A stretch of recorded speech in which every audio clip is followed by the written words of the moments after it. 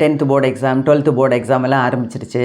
ஏதோ ஆனுவல் எக்ஸாமாக இருந்தாலும் சரி, எந்த எக்ஸாமாக இருந்தாலும் சரி, அவங்களுக்கு நல்லா படிக்கிற குழந்தைங்களுக்கு கூட கொஞ்சம் பயம் இருக்க தான் செய்யும். ஓகே, ஆனால் அந்த பயமே ஜாஸ்தி ஆயிடுச்சுன்னா அதுக்கு வேறு ஒரு வழி கண்டுபிடிச்சா தான் முடியும். ஏன்னா அந்த பயத்தில் பேனிக் அட்டாக்ஸ் வரலாம், அதில் அவங்க படித்ததெல்லாம் மறந்து போகலாம். ஆனால் அதுக்கெல்லாம் இந்த ஃப்ளவர் ரெமிடிஸில் நிறைய சொல்யூஷன்ஸ் இருக்குது.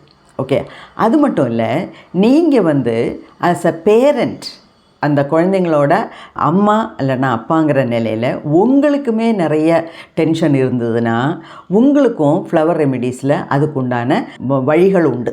எக்ஸாம் எழுத போகிற ஸ்டூடெண்ட்ஸுக்கு ஃப்ளவர் ரெமிடிஸில் ஒரு மாதிரி ரெமிடிஸ் கொடுக்கணும். அவங்களோட பேரண்ட்ஸுக்கு அதனால் தன்னோட குழந்தைகள் எக்ஸாம் எழுத போகிறதுனால டென்ஷனாக இருந்ததுன்னா பேரண்ட்ஸுக்கு வேறு ஃப்ளவர் ரெமிடிஸு கொடுக்கணும். ஸோ இது யாருக்காக இருந்தாலும் சரி, உங்களுக்கு டென்ஷன் ஜாஸ்தியாக இருந்தது, அதாவது எக்ஸாம் சம்மந்தப்பட்ட பயம் இப்போ ரொம்ப ஜாஸ்தியாக இருக்குது அப்படின்னு நினச்சிங்கன்னா உடனே என்னோடய வாட்ஸ்அப் நம்பருக்கு ஒரு சேட் க்ரியேட் பண்ணி, அது எக்ஸாம் எழுதுகிற ஸ்டூடெண்ட்டுக்கு மருந்து வேணுமா இல்லாட்டினா பேரண்ட்ஸுக்கா, என்ன மாதிரி பயம், எதுக்காக அப்படின்னு நீங்கள் கிளியராக ஒரு வாய்ஸ் மெசேஜ் போட்டிங்கன்னா நான் உங்களை காண்டாக்ட் பண்ணுவேன். அதுக்குண்டான ஃப்ளவர் ரெமிடிஸ் எடுத்துக்கிட்டிங்கன்னா எல்லா டென்ஷனும் இல்லாமல் போயிடும்.